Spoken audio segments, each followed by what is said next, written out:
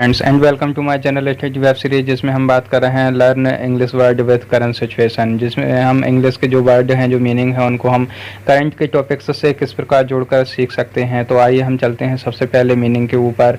आज का जो सबसे पहला मीनिंग है आपको दिख रहा होगा प्रोटेक्शनिज्म। क्या दिख रहा है? प्रोटेक्शनिज्म। इसका मतलब क्या होता है आपको पता होगा कि प्रोटेक्ट का मतलब होता है संरक्षण करना या फिर किसी को बचाव करना। तो प्रोटेक्शनिज्म इज्म का मतलब जब ISM लग जाता है तो किसी चीज़ के आगे जब ISM लग जाता है तो उससे संबंधित बाद हो जाता है। जैसे हम देखते हैं साम्यवाद में कम्युनिज्म, ठीक है, और पूंजीवाद कैपिटलिज्म। तो ऐसे ही क्या होता है प्रोटेक्शनिज्म, मतलब होता है संरक्षणवाद।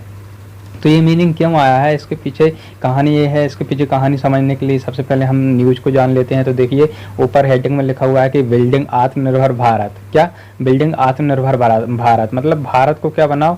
आत्मनिर्भर बनाओ। तो ये हेडिंग है। आपको पता होगा कि कुछ दिनों पहले से जो आत्मनिर्भर भारत अभियान है वो बहुत चर्चाओं में है। तो इस कारण से ये बहुत हाईलाइटेड टॉपिक बन जाता है।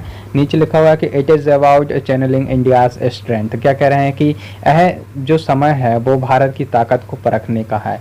क्या है? भारत की ताकत को परखने का है। एंड शुड नॉट बी क्या कह रहे हैं कि and should not be misconstrued as protectionism. और वे कह रहे हैं कि इसको हम क्या एक तरह से प्रोटेक्शनिज्म की तरह ना देखें। किसको? जो आत्मनिर्भर भारत अभियान है उसको हम संरक्षणवाद की तरह से ना देखें। हुआ क्या है कि जब से जो आत्मनिर्भर भारत अभियान को लॉन्च किया है तब से कुछ लोग ये सोच रहे हैं कि अब भारत ग्लोबल रूप से पूरी तरह से कट जाएगा, या फिर अब आगे भारत विदेशी जो कंपनियां हैं उनको देश में नहीं आने देगा, या फिर विदेशी रूप से भारत अब उत्पादन नहीं करेगा। तो ऐसा कुछ नहीं है, क्योंकि ऐसा हो नहीं सकता। अब जिस प्रकार से सारी इकोनॉमी एक दूसरे से जुड़ी हुई है तो ये एकदम से हम ऐसा नहीं कर सकते। हाँ, हम ऐसा जरूर कर सकते हैं कि हम अपने जो लोकल रूप से वस्तुओं का उत्पादन है उसको हम जरूर कर सकते हैं। और इसके लिए उन्होंने एक स्लोगन भी दिया था। उस स्लोगन का नाम था वोकल फॉर लोकल, मतलब जो लोकल स्थानीय रूप से है, स्थानीय रूप से वस्तुओं का उत्पादन किया जाए।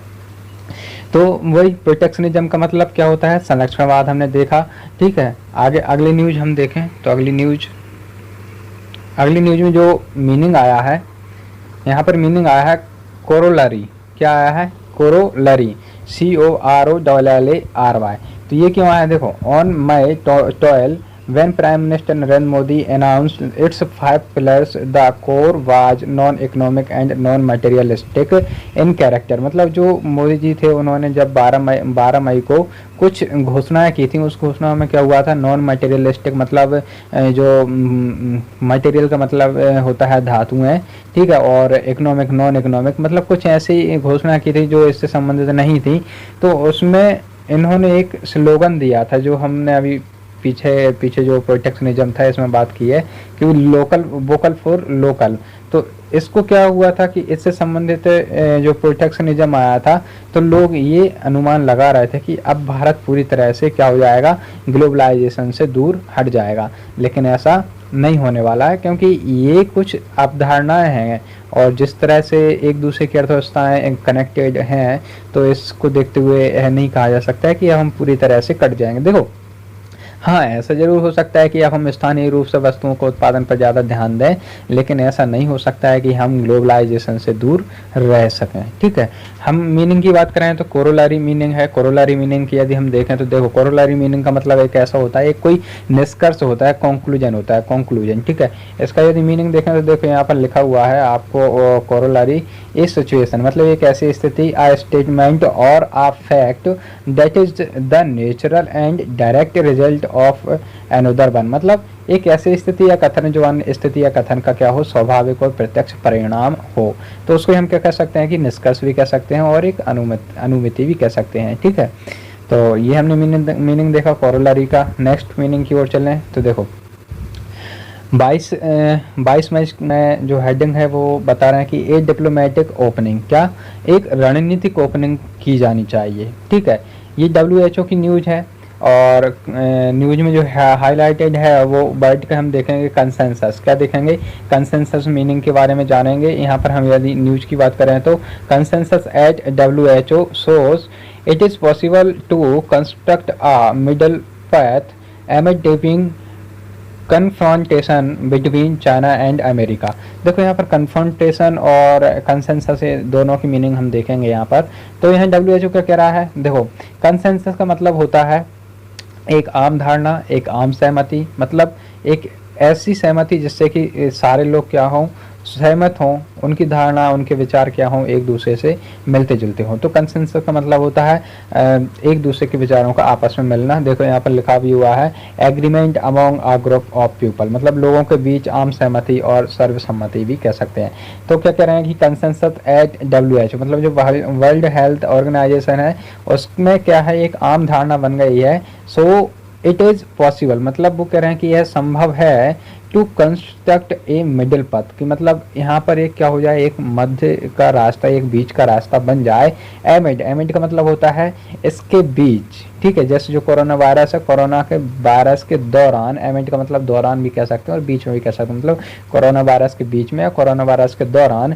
Deepening confrontation between China and America, मतलब जो अमेरिका और चाइना है उनके बीच में क्या बन जाए, एक कन्फ्रंटेशन बन जाए। तो कन्फ्रंटेशन का मीनिंग और जान लेते हैं। तो देखो कन्फ्रंटेशन का मीनिंग होता है अ फाइट और एन आर्ग्यूमेंट, ठीक है। तो जो WHO था, WHO में क्या आम धारणा बन गई है कि जो कोरोना वायरस है, कोरोना वायरस के बीच में कन्फ्रंटेशन बन जाएगी। किसके बीच में, चाइना एंड अमेरिका के बीच में, मतलब चाइना और अमेरिका के बीच में एक और संघर्ष विवाद की स्थिति बन सकती है। तो ये हमने देखा कंसेंसस और कन्फ्रंटेशन का मीनिंग, ठीक है। आगे चलें तो आगे आता है रिवाइव। क्या है, revive, a movement to revive मनरेगा। मनरेगा आपको पता होगा, Mahatma Gandhi National Rural Employment Guarantee जो योजना है उसको मनरेगा नाम दिया था। 2006 में शुरू हुई थी नरेगा के नाम से और 2009 में इसे मनरेगा कर दिया गया था। तो इसमें क्या मीनिंग आया है, रिवाइव। देखो रिवाइव का मतलब होता है पुनर्जीवित करना। क्या करना, पुनर्जीवित करना या दोबारा से शुरू करना। Additional allocation for MNREGA must be supplemented with step to make it more effective. क्या कह रहे हैं कि जो एलोकेशन किया है, एलोकेशन का मतलब होता है वितरण करना या फिर उसका प्रावधान कर देना किसी चीज़ के लिए, ठीक है। तो एलोकेशन फॉर मनरेगा, तो मतलब जो मनरेगा है, मनरेगा के लिए एडिशनल एलोकेशन किया। आपको पता होगा कि जो अभी नरेंद्र मोदी जी हैं उन्होंने कितने 40,000 करोड़ रुपए का और एलोकेशन कर दिया है मनरेगा के लिए। बजट में 60,000 करोड़ के लगभग तो किया ही किया था और 40,000 करोड़ और कर दिया, तो ये लगभग क्या हो गया, 1 लाख करोड़ के समथिंग हो गया।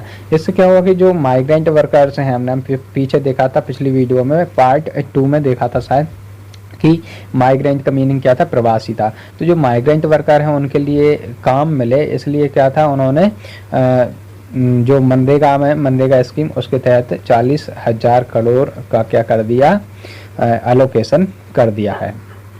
रिवाइव का मीनिंग देखा तो यहाँ पर लिखा हुआ है, रिवाइव का मीनिंग टू बिकम और to make somebody something strong और हेल्दी अगेन, मतलब किसी चीज़ को क्या करना, दोबारा से उसे मजबूत करना, उसे हेल्दी करना, स्वस्थ करना।